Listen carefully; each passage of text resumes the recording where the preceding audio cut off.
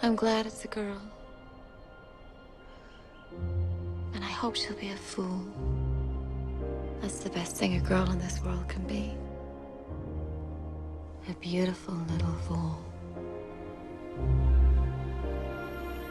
All the bright, precious things fade so fast. Greetings, guest. Welcome to the Patriarchy, where we explore cinema classics fueled by predictive Hollywood programming and unpack how our favorite characters in cinema got egg all over their faces. I am your commentator, Dom, and tonight we're unpacking The Great Gatsby. Now, I don't think that I know anyone who hasn't seen or read The Great Gatsby. The 1925 F. Scott Fitzgerald novel was one of those great American pieces of literature that must have been on the reading list of every single high school student in the United States. Sorry, old sport, I thought you knew. The story is told through the eyes of the character Nick Carraway, who's an onlooker to the entanglement of his cousin Daisy Buchanan, her former lover Jake Gatsby, and her current husband Tom. There is so much to unpack about the several different relationship dynamics between all of the characters in this story.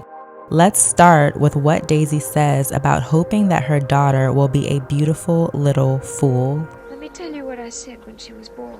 It's established early on that Daisy's cynical view about life stems from her heartbreak, which she experiences daily within her own marriage to Tom. Well, I've had a very bad time, Nick.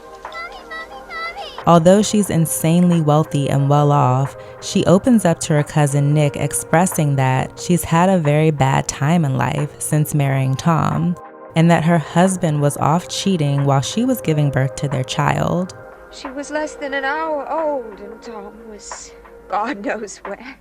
I'm glad it's a girl, and I hope she'll be a little fool. It's the best thing a girl can be in this world. A beautiful little fool. Daisy specifically emphasized that that's the best thing a girl could be in this world. And being that they're living in 1922 New York, what she meant by this world was a world where women had a lot of restrictions placed on them, like having their own passport. If a woman was married in the 1920s, she was issued a joint passport with her husband and was forbidden to have her own. Working the night shift was another restriction. In the state of New York, waitresses weren't allowed to work between the hours of 10 p.m. and 6 a.m. in an effort to protect them from quote-unquote rough men. Women were also not allowed to work while pregnant back then. And we all know what happens after a woman of that time had their first child. She was regulated to staying at home to raise the baby. Now, I would be here all day listing what women couldn't do in the 1920s. But the point of it all is that women had to attach themselves to men. When Daisy was pregnant, she had to stay with Tom. And Tom, who was brute, a racist, openly cheating on his wife, and had a mistress that was bold enough to keep calling their house, he knew that Daisy was stuck. So Daisy knew by having a daughter that she was bringing her into a world of entrapment. And she wanted her to be A, beautiful so that she could marry well, and B, she hoped that the girl would be an idiot and be delusional enough to not dwell too hard or question her own inevitable sad reality. And in that, she finds a false sense of freedom. And here we are, over a century later, becoming free in a different way with this whole decentering men movement. And decentering men does not mean hating men. It just means women are choosing to not allow their lives to revolve around a man, whether that's getting a man, keeping a man, coddling a man, whatever. It's a different type of freedom being experienced now, but back then, the freedom lied in being obtuse. But let's jump back to 1922 to overanalyze Tom, Jay, Jordan, and Myrtle now that we've already talked about the prison that Daisy knew that she was in. So who is Tom cheating on Daisy with?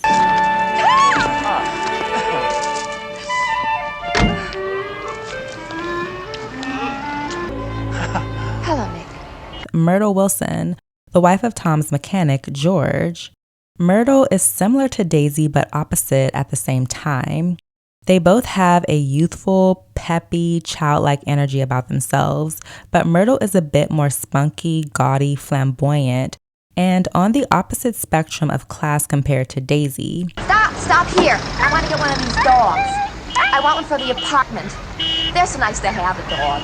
And this is normally what we see when men cheat, right? They normally aren't cheating with some goddess superior woman. Tom definitely has that option though as a wealthy, athletic Yale graduate, yet he spoils little old Myrtle. Perhaps it's because it's not too hard to impress her. I don't know. Let me know what your thoughts are about this.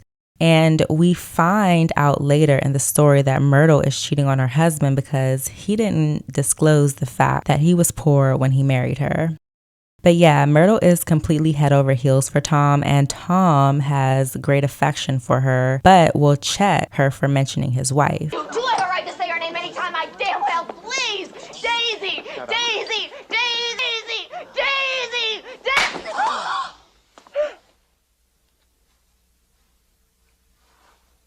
Moving on to Tom. So yeah, what's that about? He doesn't smack Daisy upside the head when she confronts him about Myrtle constantly calling the house.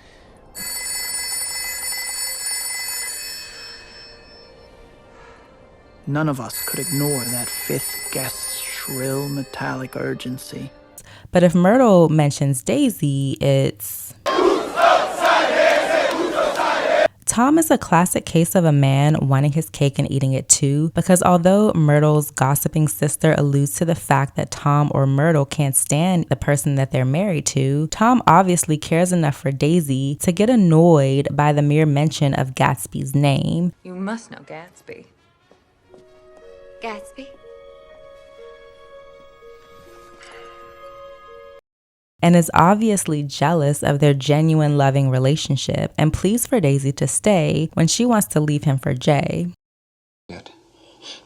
Darling, I'm going to take better care of you from now on, too. You don't seem to understand. You're not going to take care of her anymore. Now, was this ego or... Yeah, we know it was ego. It's not even a question. Tom is a competitor, all men are, and he's on alert that Jay is moving in on Daisy and is saying now that he'll do right by her only because he sees that another man is willing to step up to the plate. Now, Jay Gatsby, he may come off as the gentle lover boy in the story, but what I see is manipulation. The examples of this are painted in the light of romanticism, but the facts are that instead of being upfront and reaching out to Daisy to reconnect, he sets up this elaborate scheme to bump into her again, buying a house near her, throwing parties hoping that she'd stop by, soliciting her friends and her family to set them up. Also, instead of accepting the fact that Daisy moved on with her life, got married, had a child, when he left for the war and didn't spend all of her time pining over him while he was gone, he forces her to say that she's only ever loved him and that she never loved Tom. And who is that kid? You love her too? Say, how'd you do? How do you do? Say, how'd you do?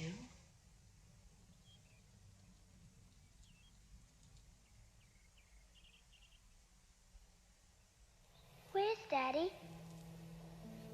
He needs Daisy to center him and basically drove her into a hysterical fit trying to do so.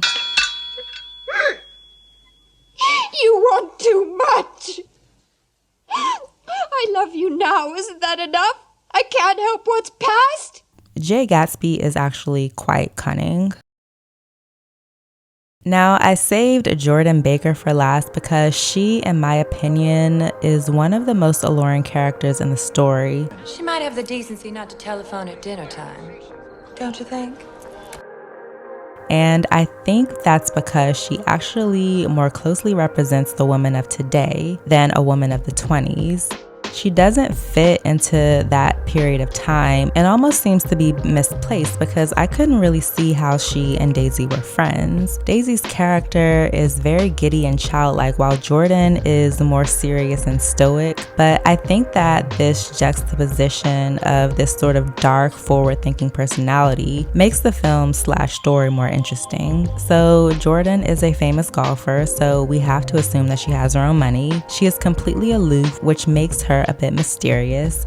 But more importantly, what makes her stand out, unlike the other two women in the story, is that she doesn't revolve herself, her identity, or her life around a man, aka she's not a pick-me. So let me know your thoughts on The Great Gatsby and how far we've come along from being beautiful little fools. Don't forget to like, share, and subscribe for more content.